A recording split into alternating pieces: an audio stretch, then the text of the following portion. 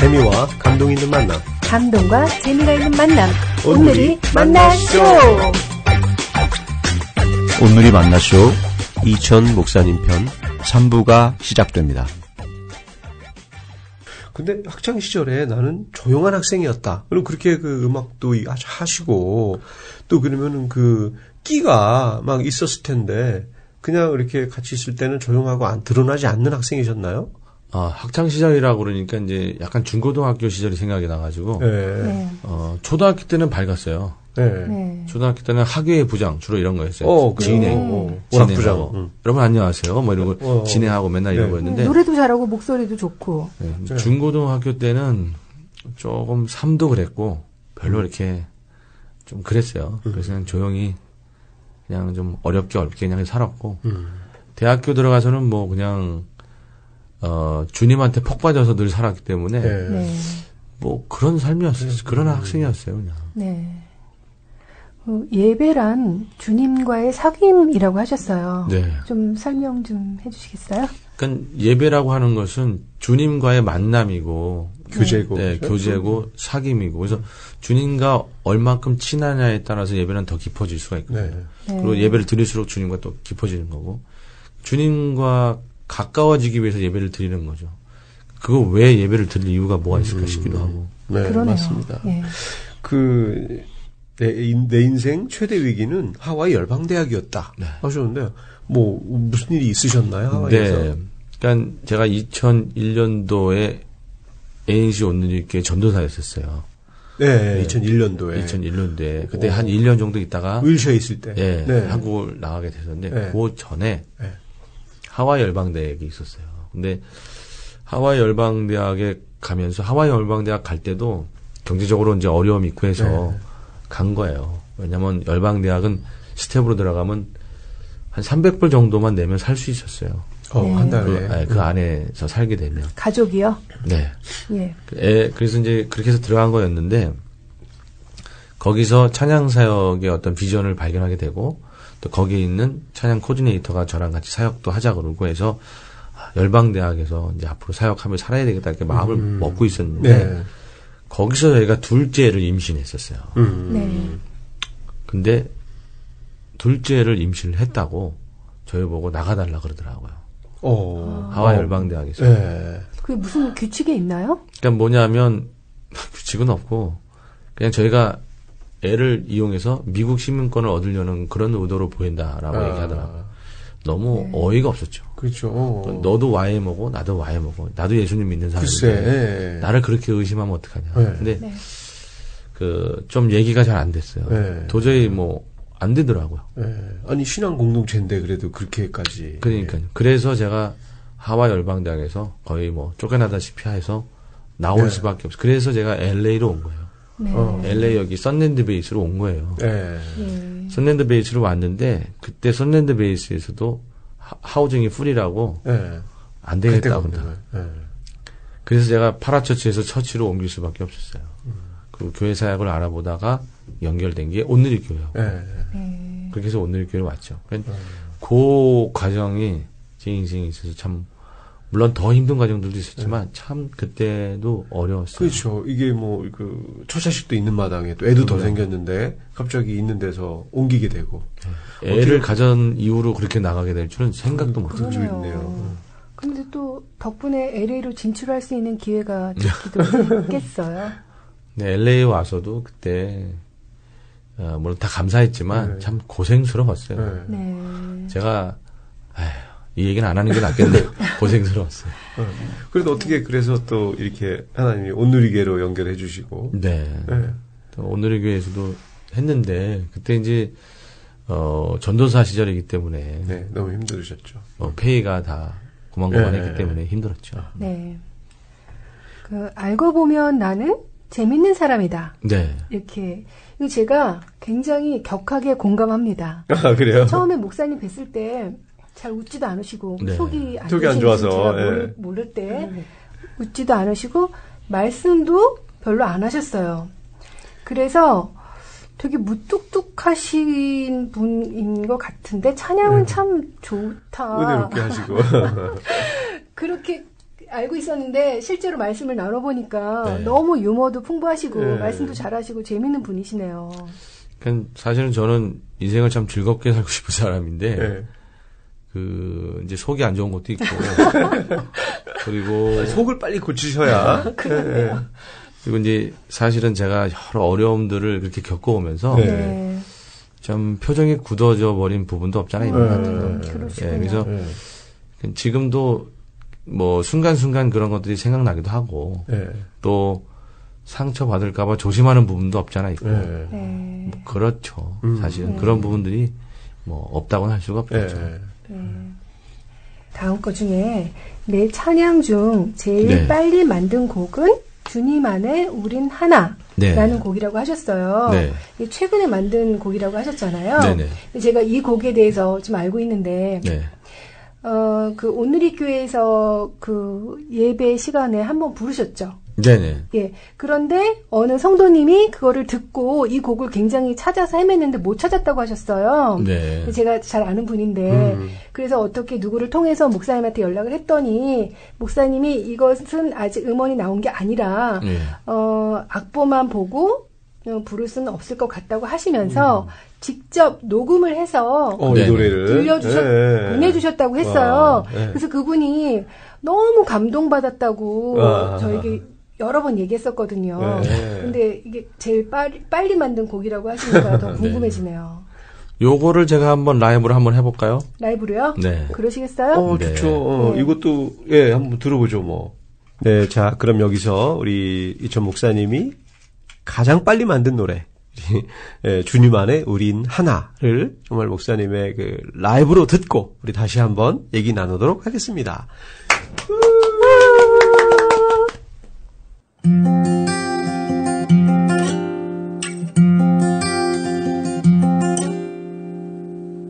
주님 안에 우린 하나 서로 사랑하는 하나 당신 향해 나의 축복 드려요 주를 향해 함께 가는 사랑하며 함께 가는 당신 향해 나의 사랑 드려요 힘들 때엔 손을 잡고 함께 걸어가요 서로 세워가며 주를 향해 함께 걸어가요 주님 안에 우린 하나 서로 사랑하는 하나 당신 향해 나의 축복 드려요 주를 향해 함께 가는 사랑하며 함께 가는 당신 향해 나의 사랑 드려요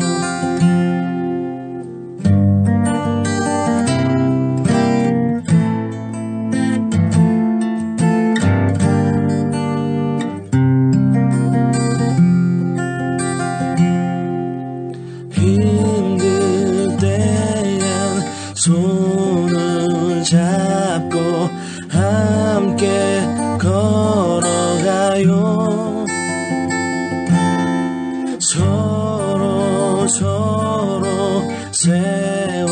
세워가며 주를 향해 함께 걸어가요 주님 안에 우린 하나 서로 사랑하는 하나 당신 향해 나의 축복 드려요 주를 향해 걸어가는 사랑하며 함께 가는 당신 향해 나의 사랑 드려요 당신 향해 나의 사랑 드려요 당신 향해 나의 사랑 드려요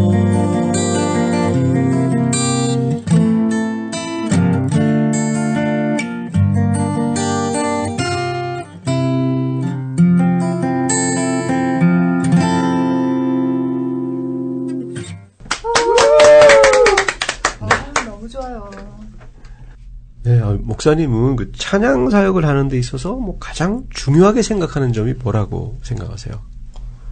뭐 찬양 사역도 이제 여러 가지 종류가 있으니까요. 네. 경배와 찬양을 인도할 때도 있고 음반을 만들 때도 있고 그런데 글쎄 포기하지 않는 게 제일 중요하지 않을까 싶어요.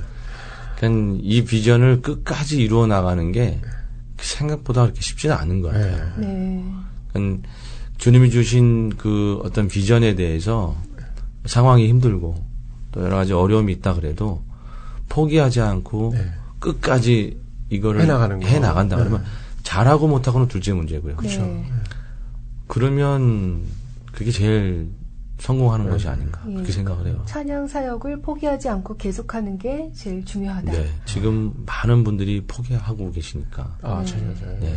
제가 문득 드는 생각이 목사님은 찬양 사역자 중에서 스타시잖아요. 정말 그 유명한 그렇죠. 곡도 많으시고 정말 보통 다른 사역자들보다 훨씬 좀 화려해 보일 수 있는데 목사님도 힘드시다면 다른 분들은 훨씬 더 힘든 상황일 수 있겠네요. 그럼요. 많은 무엇이 분들이 가장 힘들까요? 글쎄, 그러니까 지금 찬양 사역만으로는 그 살아가기가 그렇죠. 우선은 현실적으로 경제적인 문제라 쉽지가 않아요. 그리고 그 필드도 별로 없고 펼칠 만한 곳도 별로 없고, 그러니까 뭐 돈은 필요 없다. 찬양을 부를 만한 곳이라도 있으면 좋겠다. 근데 그런 곳도 별로 없어요. 자리가 계속 만들어지고 그래야 들어주는 되는데. 사람들이 많이 있어야 되는데. 근데 목사님은 곡을 만드시니까 그 저작권료가 있지 않나요? 저작권료가 지금은 그렇게 많지 않아요. 제가 뭐 지금 한 달에 들어오는 게 뭐 한 300-400불 정도? 네. 그 정도 많이 작곡을 하셨는데. 네, 그러니까 그렇게 많이 불리우는데. 그러니까 그 전성기 때의 저작료가 있었겠죠. 근데 뭐 예를 들어서 뭐 한 몇 달 정도 확 들어올 때가 있고, 근데 그때를 다 놓쳤으니까 제가 저작료에 대해서는 뭐 계약을 잘못했다든가 그렇죠. 많이 그랬기 때문에 그 생각보다, 그러니까 제가 겉으로 보기에는 있어 보이지만 그 어렵게 많이 살았어요. 제 아내도 그렇고 저도 되게 어렵게 살았어요. 한국에서는 뭐 12평 집에서 마루도 없는 집에서 애들하고 그냥 살기도 하고. 그래서 저희들도 사실 어려웠어요. 저도 그렇게 유명하다고 봐주시니까 유명한 거지. 사실은 뭐 제가 뭐 그렇다 그래서 막 그렇게 유명하진 또 않아요. 제 스스로 이렇게 얘기를 하고 다니니까 유명해진 거지. 아니에요. 그쵸. 그 좋아하는 곡들을 노래들이. 봐요. 우리가 다 아는 곡들인데. 곡을 알지 저를 모르잖아요. 그러니까 뭐 이름만 대면 알만한 그런 사람처럼 그렇게 되지는 않았고. 그러니까 조금, 그러니까 요즘에 그 제가 TV를 보면서 요즘에 뭐 토토가 뭐 이런 거 했잖아요. 그리고 뭐 나는 가수다 이런 것도 있고 막 이랬는데 그런 거 보면서 저런 생각이 참 많이 들어요. CCM 안에도 저렇게 묻혀간 사역자들이 많아요. 그죠. 노래는 잘하지만. 그러니까 지금 사실은 20년 전이나 지금이랑 똑같아요. 그러니까 박정호, 송정미, 소리엘, 최인혁 그냥 그런 거예요. 그 이후에 등장한 많은 분들. 수많은 사역자들이 있는데 결국은 예수전도단, 마커스 월십 그게 다고 수많은 찬양 모임들이 있었지만 또 그냥 묻혀가고 그러니까 그런 사역자들이 참 많이 힘들죠. 그러니까 저도 그냥 그렇게 묻혀갈 수 있었는데 근데 버텨온 거죠. 아까 말씀드린 대로 계속 곡을 만들고 그러니까 제가 사라지지 않으려면 제가 곡을 계속 만들고 계속 필드에서 사역하고 계속 찬양을 가르치고 그러니까 왜냐하면 누군가 나한테 배운 사람이 나타난다 그러면 제가 죽어도 살아있는 거잖아요. 가르치고 그렇게 그런 면에서 사실 저는 이제 궁금한 면들이 있는데 이게 목사님 같은 경우에는 작사 작곡을 다 하시잖아요. 하시는데 이 작사 작곡의 범주를 꼭 찬양곡, 경배와 찬양 이쪽으로 제한하니까 그게 사실은 어떤 그 많이 물론 많이 불리시는 편이지만 아직도 그런 어떤 경제적인 면이나 또 영향력이나 이런 면에서 좀 제한이 있는데 그 재능과 능력을 사실은 일반 노래 중에서도 정말 보통 사람들이 들을 때 너무 좋은 노래들 많잖아요. 되게 막 정말 이 아주 저속하고 아주 그런 자극적인 노래들이 판을 치는 이 세상에 뭔가 좀 아주 물론 노골적으로 어떤 크리스찬 노래라면 공중파에 나가고 뭐 이렇게 하기는 힘들겠지만 왜 거기에도 되게 의미가 있고 좋은 노래들 많잖아요. 그런 노래를 이렇게 만들어서 소개하고 이런 활동들을 하실 수도 있나요? 할 수 있죠. 할 수 있는데 그 CCM 쪽에서 이 정도 어렵다 그러면 가요 쪽에서는 더 어려운 거예요. 아, 그렇게 들어가기가. 그러니까 저도 도전을 안 해본 건 아니에요. 해봤는데 일반 가요를 만들어서 배급하고 퍼뜨리고. 근데 그렇게 해서 거기에 줄을 닿기조차가 힘들어요. 아, 그 라인의 대기가. 그러니까 어떤 루트를 통해서 그렇다고 제가 이 나이에 뭐 K-pop 스타 오디션을 나갈 수도 없고. 그러니까 줄을 닿기가 힘들어요. 그러니까 속된 말로 누가 날 좀 써주면 좋겠어요. 근데 내가 누구한테 뭐 아는 사람도 없고. 그러니까 사실은 그런 거를 원해도 못했던 거고 하려고 노력했지만 뭐 어불성설이었던 거고 그런 부분이 많았죠. 저도 문화사역을 하는 그런 입장에서 볼 때는 뭔가 그 크리스찬 어떤 펀드라든가 그런 어떤 힘이 뭔가 사실은 그렇게 그 세상의 문화를 들어가려고 하는 크리스찬 그 작곡가라든가 음악인들, 예술인들한테 뭔가 좀 기회를 주는, 그래서 좀 싸워서 세상 것들을 이기게 하는, 세상 문화를 이기게 하는 어떤 그 서포터가 돼주는 것도 굉장히 큰 사역이 될 것 같은데. 아, 그럼요. 그래서 사실은 지금 CCM 사역자 중에서 거의 소양 같은 식으로 지금 찬양 일반으로 그러니까 한 명이잖아요. 전체를 대표해서 한 명이 들어간 듯한 느낌이잖아요. 맞아요. 그러니까 겨우 한 명 들어가는 그런 분인 거예요. 지금 많은 귀한 사역자들이 있지만 너무 실력도 좋고 노래도 잘하는 분들이 많은데 그 사람들이 그렇게 펼쳐나가. 그러니까 사실은 그동안 기독교 문화 사역이라든지 음반 사역하는 쪽에서 조금은 그걸 더 생각해 줬었으면 좋지 않았을까. 자신네들의 물론 잘하시는 분도 있었지만 자신네들의 이익을 창출하기 위해서 조금은 그런 쪽은 생각을 덜 하신 게 아닌가. 그런 생각도 없지 않아 해보는데 뭐 늦지 않았어요. 지금이라도 저는 뭐 됐고 그 젊은 사역자들 좋은 분들 많거든요. 이런 사역자들이 세상에서도 영향력을 미칠 수 있는 그런 어떠한 기획자들, 뭐 어떤 음반 회사들, 프로덕션이나 뭐 기획자들하고 만나져가지고 그렇죠. 후원자들 좀 나오면 좋겠어요. 그렇네요. 이것도 정말 이 방송을 들으시는 분들 중에 그런 하트가 있는 분들이 사실은 뭐 시작은 미약하였지만 또 그런 뜻으로 모이면 더 큰 어떤 서포트나 사역이 돼서 정말 많은 그 크리스찬 또 음악 하시는 분들 중에 그들의 어떤 메시지를 세상 노래에 실어서 그죠? 세상에 전파 이런 사역을 하는 게 너무 좀 소중할 것 같네요. 그냥 믿음의 사람들이 일반 기획회사처럼 쓰면서도 그렇죠. 좋은 노래를 만드는 어떤 그런 목적으로 서서 그렇게 좀 해본다. 근데 참 너무 그런 일들이 벌어지면 좋겠는데 이렇게 다 이해해 주시면 좋은데 또 보수 소수 그런 분들은 또 세상에 발을 들였다고 뭐라 그러고 돈 밝힌다고 뭐라 근데 그러고. 근데 그 세상에는 뭐 여러 그 사람들이 많으니까 우리가 뭐 같은 노래를 들어도 취향이 다르고 그러니까 근데 사실은 이게 왜 시상인이 우리가 전도를 하는 것도 우리끼리 있어서는 전도가 안 되죠. 세상에 나가야 전도가 되는 거지. 그래서 뭔가 나가는 어떤 도구로서 음악은 너무나 훌륭한 도구이기 때문에 그렇게 정말 됐으면 좋겠어요. 그런 그렇네요. 일들이 좀 계속 일어나면 너무 좋겠다 싶어요. 아마 우리가 또 방송하고 기도하고 하면은 또 되리라고 믿습니다. 네. 그 목사님께서는 그 찬양 사역자로 섬기시면서 매주 그 설교 말씀에 따른 찬양을 선곡하시잖아요. 그 설교자의 메시지와 찬양을 맞추는 것이 쉽지 않을 것 같습니다. 어떻게 선곡을 하고 계시나요? 제가 주제에 맞추려고 무던히 노력해요. 제가 보건데 경배와 찬양의 콘티를 짜는 노하우 중에 메시지에 맞추는 그런 훈련들이 정말 많이 필요해요. 그러니까 정말 안 될 것 같은 곡인데 기가 막히게 그걸 어떻게 엮어가지고 메시지에 매치가 되게끔 만들 수 있는 그런 실력이 어떠냐에 따라서 수준이 달라지는 거예요. 그렇죠.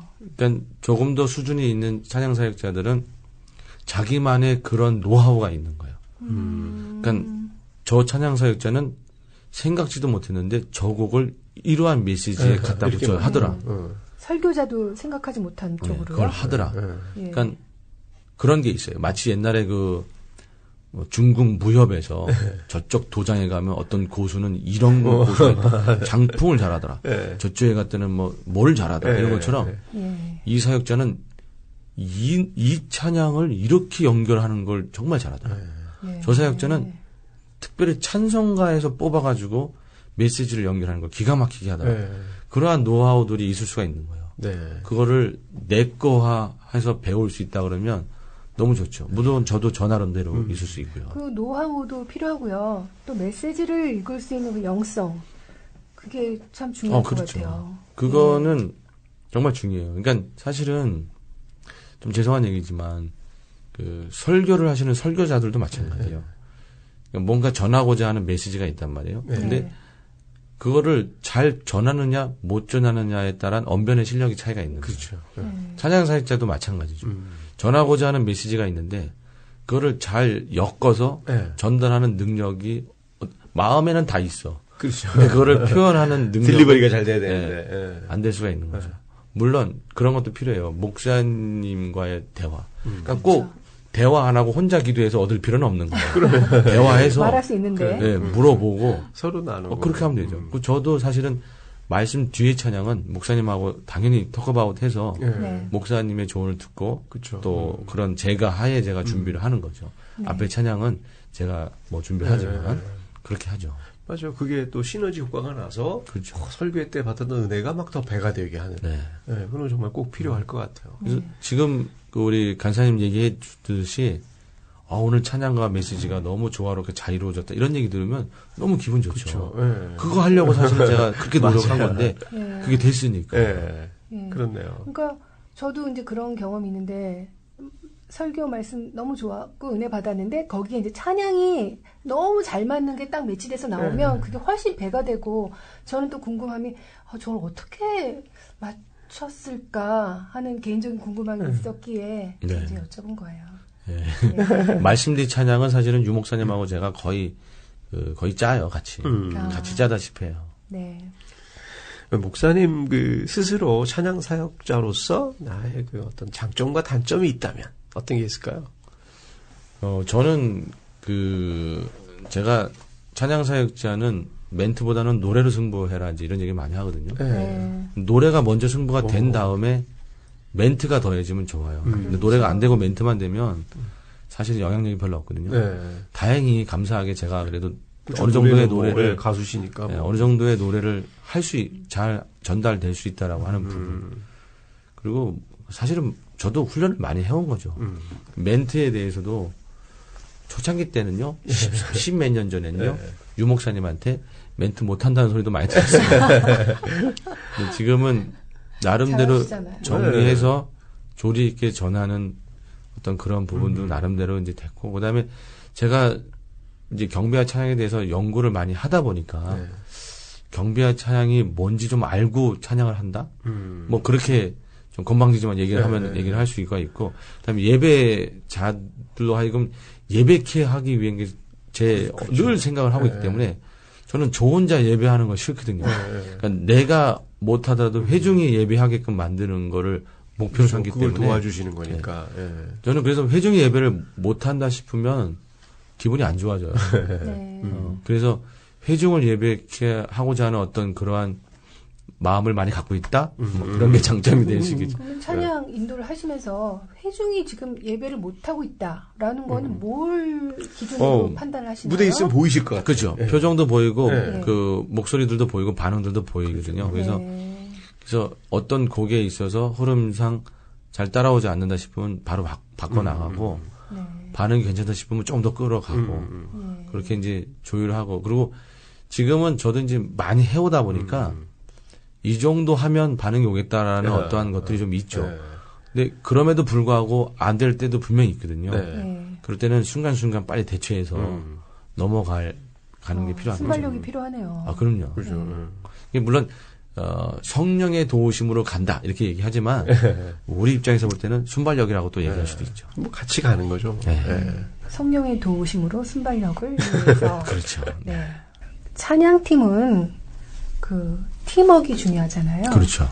그 팀워크를 이루는 데 있어서 무엇이 가장 중요할까요? 서로를 좀 배려하는 그런 부분들이 참 중요하고요. 인도자가 어떻게 하느냐가 참 중요해요, 사실은. 네. 반 이상은 인도자가 어떻게 하느냐가 중요해요. 그러니까 그렇죠. 찬양팀이 있고, 제가 그들을 어떻게 품고 가느냐에 따라서 오합지졸도 한 팀으로 만들 수가 있어요. 네, 야구팀 감독처럼요? 그럼요. 그러니까, 좀 하나하나 품고, 서로 조율할 수 있도록 돕고, 제일 힘든 게 뭐냐면, 나랑 찬양팀과의 관계를 해나가는 거는 할 수 있어요. 찬양팀 서로 간에 문제가 있을 때. 맞아요. 그거를 아우르면서 품고 가는 게 제일 힘든 거거든요. 근데, 찬양 인도자는 그럴 수 있어야 돼요. 그럴 수 있어야 돼요. 그러니까, 말도 안 되는 상황 속에서 관계가 깨져 있는 상황을 어떻게든 하나를 만들어서 갈 수 있는 능력이 있어요. 노래는 정말 한 마음으로 확 해서 하는 게 중요한데, 또 안에서 팀워크가 깨지면 아무래도 소리가 다르게 들릴 수도 있을 거 아니에요. 네. 정말 여러 가지 문제가 발생해요. 그러니까 팀워크를 이루는 게 정말 쉽지 않아요. 그럴 것 같아요. 관계가 깨질 수, 또 어떤 부류는 실력을 강조하는 부류가 있고 어떤 부류는 관계를 강조하는 부류가 있어요. 그거를 절충하는 게 하늘의 별따기예요. 그러니까 그런 것도 잘 좋아해서 나가야 되고, 그리고 어떤 부류는 연습을 좀 깊게 하길 원하는 부류가 있고, 어떤 부류는 애가 울고 있어. 빨리 가야 되고. 좀 짧게 하고 가야 되고. 그것도 좋아하는 것도 쉬운 일은 아니에요. 쉽지 않네요, 진짜. 어떻게 하고 계시는 거예요? 그러니까 저희 팀워크 좋은 것 같던데. 주님의 은혜로. 성령의 은혜로. 그러니까 저의 모토 중에 하나가 찬양팀을 어떻게든 하나로 되게 만들고 끌어가는 게 제 모토예요. 저는 관계가 어려울 것 같으면 안 하는 게 더 낫다 이런 생각을 하고 있기 때문에 제가 뭔 희생이 치르더라도 관계가 하나 될 수 있도록 노력하는 거를 무지하게 사실은 하고 있어요. 그리고 하기를 원하고. 근데 관계를 회복시키는 거는 말처럼 쉬운 게 아니에요. 그렇죠. 목사님 물론 기도도 하시겠지만 나름대로 그 관계를 개선하기 위해서 하시는 노하우나 저는 비법이 있으신가요? 1대1로 만나서 얘기를 좀 들어주는 거를 해요. 그러니까 사실은 보면 자기를 알아달라는 부분이 많아요. 그러니까 그분의 얘기를 좀 공감해주고 들어주고 품어주고 하는 게 정말 중요해요. 그러니까 누가 힘들어하고 상처를 입었는데 그거를 타이밍이 중요한 거거든요. 그걸 놓치고 방치하는 순간 게임 끝이에요. 회복이 어려워지죠. 점점. 그때 품고 얘기를 들어주고 안고 가야 돼요. 그러니까 중요한 말씀이시네요. 지금 예를 들어 찬양팀에 어떤 문제가 생겼다. 그리고 뭔가 낌새가 있다. 그럼 빨리 만나야 돼요. 그리고 빨리 대화를 해야 돼.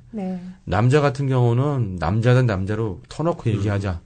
얘기하면서 풀어가고, 자매 같은 경우는 또 잘 들어주면서 이렇게 보듬으면서 또 들어야 되고, 그렇게 해서 저도 아직 어려운 부분은 뭐냐면, 솔직하게 얘기해서 자매들을 제가 다 품는다고 얘기는 못해요. 최대한 품으려고 하지만 제가 여자에 대해서 다 모르니까.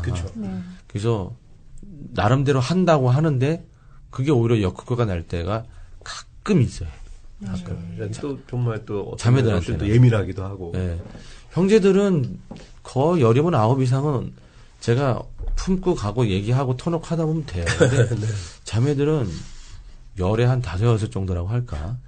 그러니까 조금 그럼 아직은 제가 그 부분에 대해서 조금 더 노하우가 생겨야 되지 않을까 싶어요. 그래서 어떻게든지 하나 되게 만들려고 하는 그런 노력을 제가 하려고 많이 해요.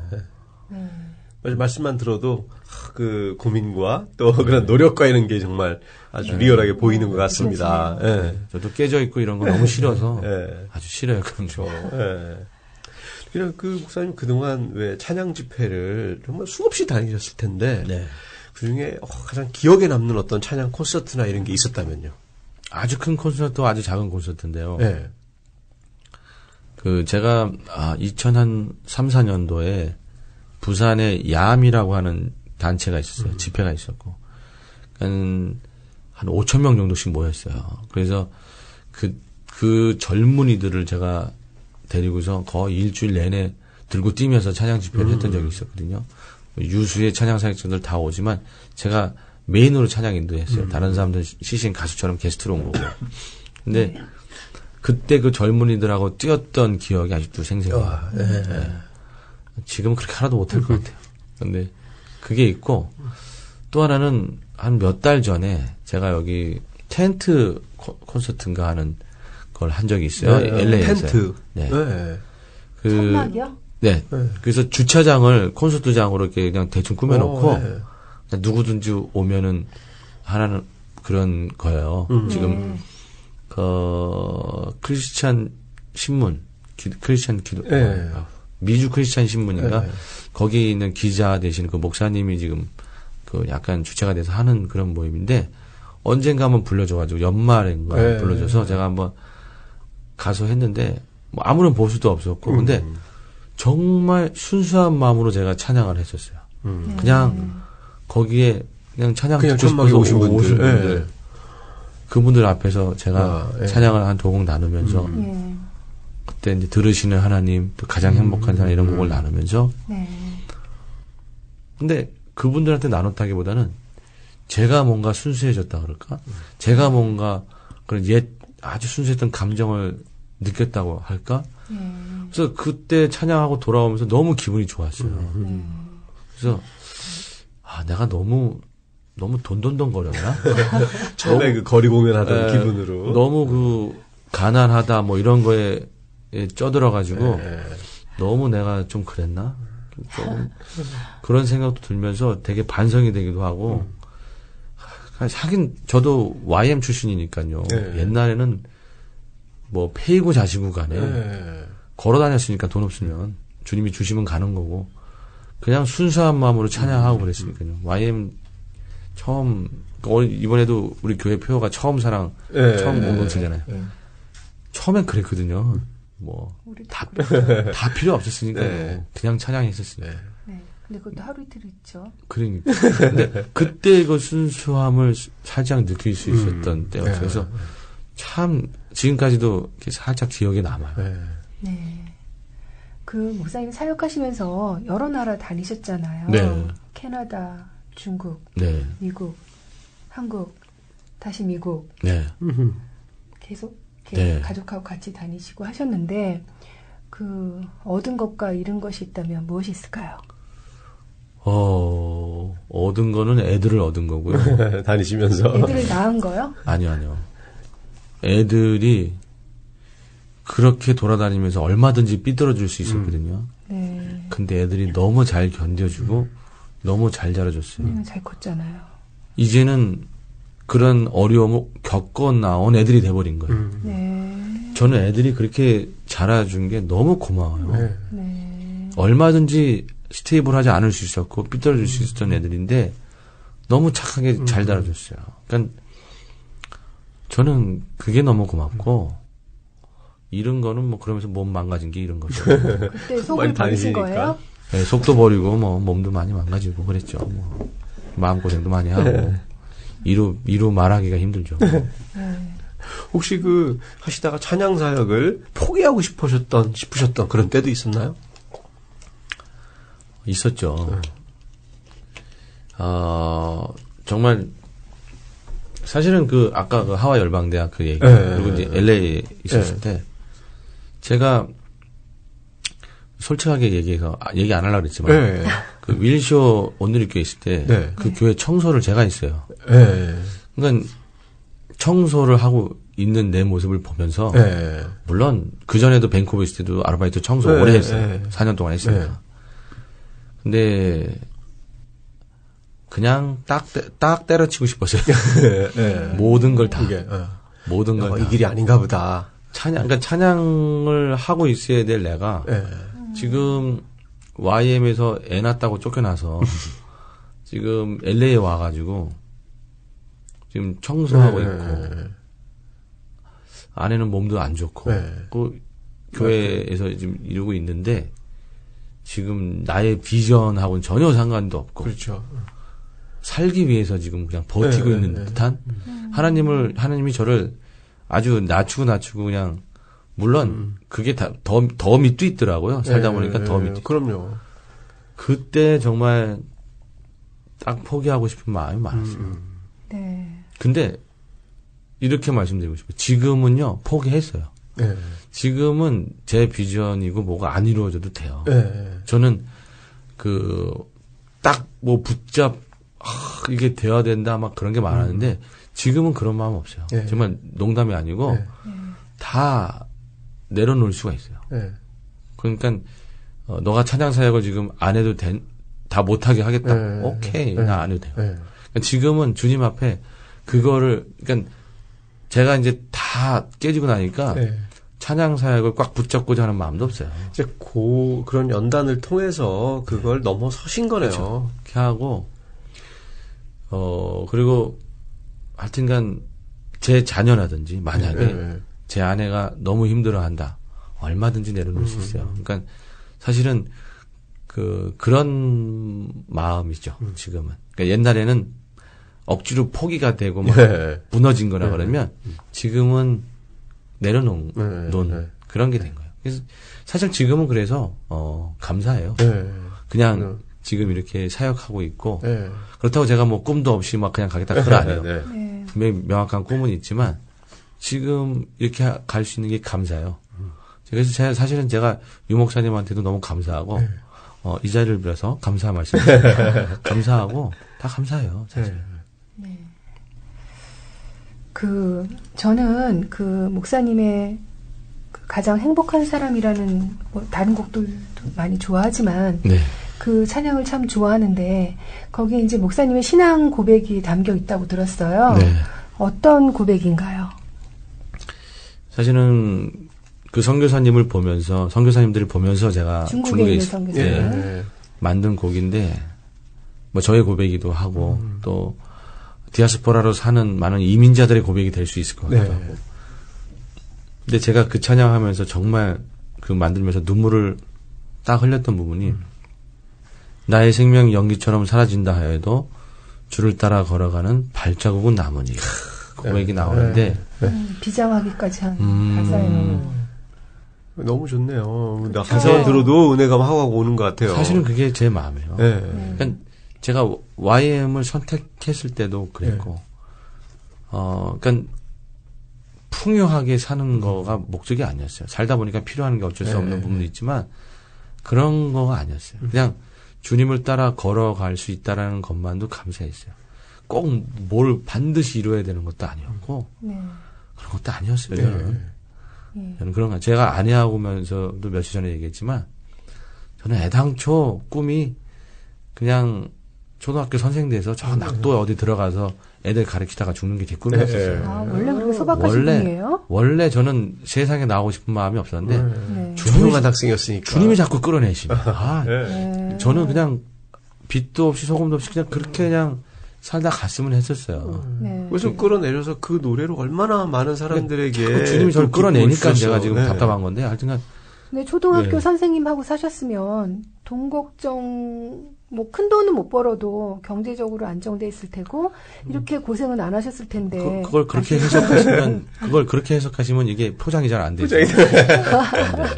하여튼 그래서 뭔 얘기하다가 여기까지 왔는지 모르겠는데 하여튼 어떤 신앙 고백이신지 그러니까 주님을 따라갈 수 있는 것만으로도 사실은 행복한 사람이다. 근데 그 고백이 나오기까지 목사님께서 겪으셨을 고난을 생각하면 쉽지 않았을 것 같아요. 그랬어요. 사실은 뭐 이 자리에서 말 못하는 많은 부분들이 있는데 저희 뭐 가정사들도 그렇고 많은 것들이 있는데 그런 모든 것을 통해서 주님이 저를 이렇게 만들어 오신 것 같아요. 감사하죠. 사실 그런 어떤 경험과 연단이 또 없었으면 사실 목사님의 그런 가사들이 그렇죠. 예, 그게 쉽게 나오지 않았을 것 같아요. 깊이 있는 가사가 나올 수가 없죠. 저도 제가 변했다는 걸 언제 느꼈냐면 어떤 권사님이 몇 년 전에 저한테 그런 얘기를 한 적이 있어요. 제 찬양을 듣고 나서 저한테 오셔서 목사님 찬양을 들으면 왠지 눈물이 나요. 그러는데 내 찬양 안에 이제 내 영혼을 담는 수준이 됐나 보구나. 이제 그러면서 주님께서 많이 나를 연단시키셨구나 하는 걸 느끼게 됐었죠. 네. 그럼 이 대목에서 이천 목사님께서 직접 불러주시는 가장 행복한 사람을 들어보겠습니다. 네.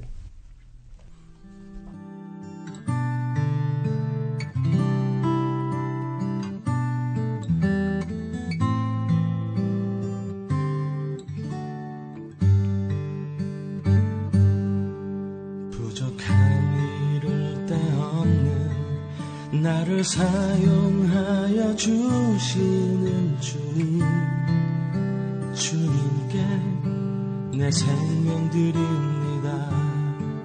주님께서 보내시고 이 땅을 마음에 가득 품고서 주 사랑 심으려 갑니다.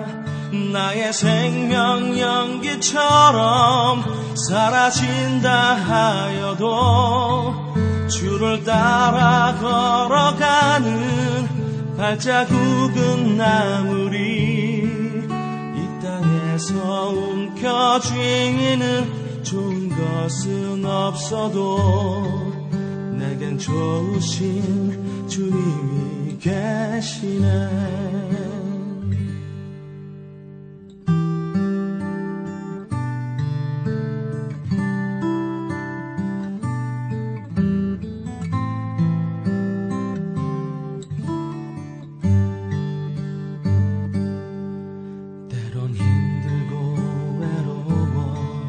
뒤돌아서 고향을 생각하네.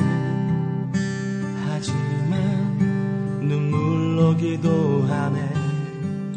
어느새 새 힘을 얻어 복음을 전함이 내 기쁨 되네. 주 사랑 나 선포합니다. 나의 생명 연기처럼 사라진다 하여도 주를 따라 걸어가는 발자국은 남으리. 이 땅에서 움켜쥐는 좋은 것은 없어도 내겐 좋으신 주님이 계시네. 부족한 내가 이 땅을 섬길 수 있었기에 이 세상을 행복하게 살아갈 수 있었네.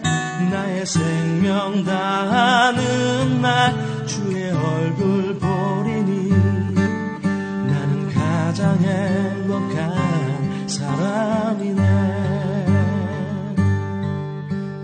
가장 행복한 사람이네.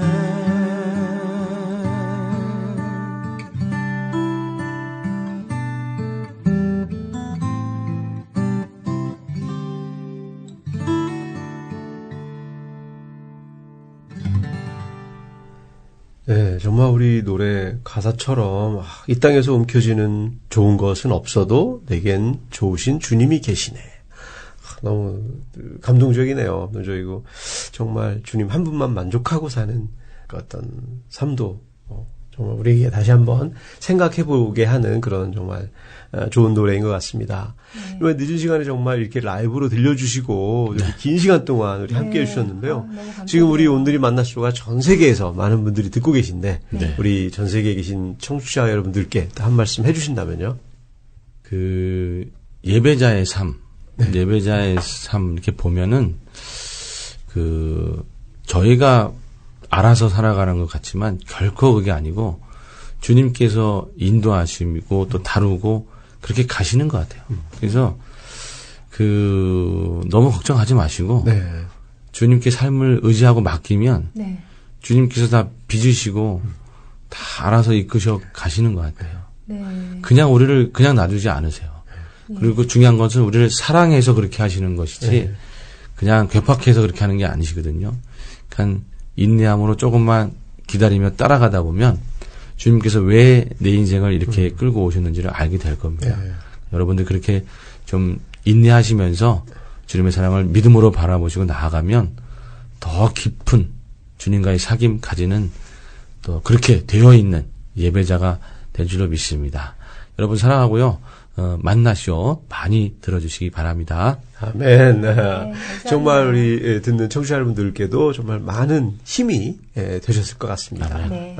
네, 오늘은 좋으신 주님 한 분만으로 가장 행복한 사람 이천 목사님을 모시고 은혜로운 찬양과 말씀을 나누었습니다. 네, 저는 오늘 목사님하고 얘기 나누면서 정말 그런 생각이 들었는데요. 네. 우리가 이 땅에서 남보다 좋은 그 무엇을 가지려면 길을 쓰고 경쟁을 해야 되는데 주님을 놓고는 경쟁하지 않아도 되는 것이 얼마나 또 감사한지요. 네, 맞습니다. 그리고 그 주님이 어떤 분이신가요? 그분과 함께라면 우리 모두는 가진 것 하나 없어도 이 세상에서 가장 행복한 사람이 될 수 있다는 사실이 정말 행복하네요. 네, 오늘 정말 그 귀한 사실을 또 새삼스럽게 깨닫게 해주신 우리 이천 목사님께 감사드립니다. 네. 청취자 여러분들도 그 주님으로 인해 행복한 지금 이 순간이 되셨으면 좋겠네요. 그럼 오늘은 여기까지 하고요. 네, 지금까지 재미와 감동을 전문적으로 전해드리는 온누리 만나쇼의 제임스 장, 크리스틴 장이었습니다. 네, 청취자 여러분, 다음에 또 만나요.